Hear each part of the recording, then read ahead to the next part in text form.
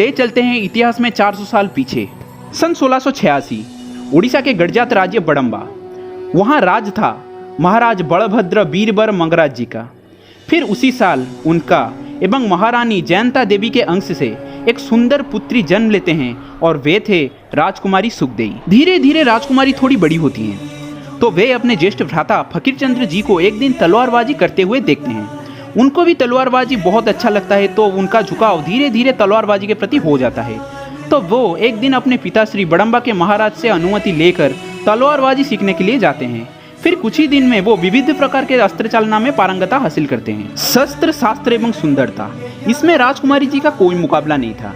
शंख जैसे गौरवर्ण, सुंदरता ऐसी कि रंभा उर्वशी भी मात खा जाए। ऐसा प्रतीत होता था जैसे साक्षात माँ दुर्गा मानव की शरीर में धरावतरित हुए हों। धीरे धीरे राजकुमारी अपने यौवन में पदार्पण करते हैं और उनका विवाह बांकीगढ़ के महाराज धनंजय त्रैलोक्यनाथ हरिचंदन जी के साथ हो जाता है। दाम्पत्य जीवन का प्रारंभ प्रभु श्री जगन्नाथ जी के दर्शन से शुरुआत करने का निश्चय करते हुए नव दंपति अपने परिवार के साथ पुरी के तरफ प्रस्थान करते हैं। पुरी श्री मंदिर के पुजारियों के द्वारा बांकी के महाराज एवं उनके परिवार का भव्य स्वागत किया जाता है। जैसे ये संवाद खोर्धा के महाराज गोपीनाथ देव के पास पहुंचता है, वे भी अपने एक दूत के हाथ बांकी के महाराज धनंजय त्रैलोक्यनाथ हरिचंदन देव के पास एक निमंत्रण पत्र भेजते हैं। महाराज धनंजय, महारानी सुखदेई एवं उनका परिवार खोर्धा के राजा गोपीनाथ देव जी का आतिथ्य को सविनय स्वीकार करते हुए खोर्धा राजप्रसाद की ओर निकलते हैं। खोर्धा राजा की तरफ से इनका भव्य स्वागत होता है, परंतु राजा के मन में तो कुछ और ही चल रहा था। वो बांकी के महारानी सुखदेई के सुंदरता में मंत्रमुग्ध हो उठे एवं बांकी के महारानी को बलपूर्वक प्राप्त करने जैसी एक घृण्य मानसिकता उनके मन में जात हुआ। फिर कुछ दिन के बाद वे एक धमकी भरा पत्र बांकी के महाराज के पास भेजते हैं। पत्र में लिखा था कि महारानी सुखदेई के चाहत में हम पागल हैं।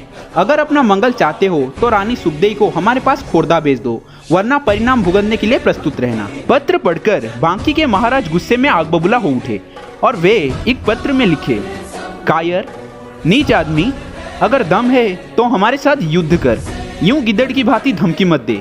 हमारा होते हुए तुम महारानी सुखदेई को कभी नहीं पा सकते। फिर खोर्धा का राजा गोपीनाथ देव वो पत्र पढ़ते हैं एवं मुस्कुराते हुए बोलते हैं, तुम्हारा जिंदा होते हुए तो नहीं पा सकता, पर तुम्हें मार के तो पा सकता हूँ। फिर यहाँ एक बहुत बड़ी दिक्कत थी, खोर्धा बांकी के तुलना में कई ज्यादा शक्तिशाली था। फिर महारानी सुखदेई के अपना राज्य बड़म्बा भी बांकी के मदद के लिए इस युद्ध में कूद गया। फिर आया रगड़ीग्राम का वो ऐतिहासिक युद्ध, जहां एक और बांकी और बड़म्बा खड़े थे और दूसरे तरफ खोर्धा। फिर भी खोर्धा का सैन्य शक्ति के सामने बांकी और बड़म्बा का सम्मिलित शक्ति भी कहीं नहीं टिकता था। खोर्धा सेना बांकी और बड़म्बा सेना को रौंदता हुआ बांकी के अंदर घुसे चले आ रहे थे। बांकी के महाराज धनंजय त्रैलोक्यनाथ हरिचंदन देव जी का लाख कोशिश के बावजूद खोर्धा के सामने उनका सेना टिक नहीं पा रहा था और बांकी को बचाते बचाते महाराज वीर गति को प्राप्त हुए। जैसे ही ये खबर बांकी के राजमहल में पहुंचा तब वहां हड़कंप मच गया। खोर्धा सेना बांकी एवं बड़म्बा सेना को दौड़ा दौड़ा कर काट डाले। जब लग रहा था कि अब सब कुछ खत्म हो गया, तभी युद्ध क्षेत्र में अपने 700 अंगरक्षकों के साथ माँ दुर्गा के भांति प्रवेश करते हैं रानी सुखदेई। खोर्धा राजा उनको देखकर अट्टहास्य करते हैं कि देखो, एक अबला नारी आई है युद्ध करने। यही उनका सबसे बड़ा भूल था। इसलिए तो बड़े बुजुर्ग बोलते हैं कि हिरनी और शेरनी में फर्क करना सीख लो, वरना जिंदगी में बहुत पछताओगे। महारानी का युद्ध में इस तरह आ जाना, ये देखकर बांकी एवं बड़म्बा सेना का मनोबल कई ज्यादा बढ़ गया एवं वे खोर्धा सेना के ऊपर ताबड़तोड़ हमला कर दिए। खोर्धा सेना युद्ध छोड़ के भागने लगा, परंतु इतना सब हो जाने के बाद भी खोर्धा का राजा गोपीनाथ देव अपने मिथ्या अहंकार में डूबे रहे एवं वे महारानी सुखदेई के साथ खड़ग युद्ध में लिप्त हो गए। पर महारानी सुखदेई के तलवारबाजी के सामने राजा गोपीनाथ तो एक बच्चे थे। वो रानी माँ के सामने टिक नहीं पाए एवं तलवार फेंक कर महारानी सुखदेई के पैर पड़ गए एवं उनसे अपने जीवन की भीख मांगने लगे।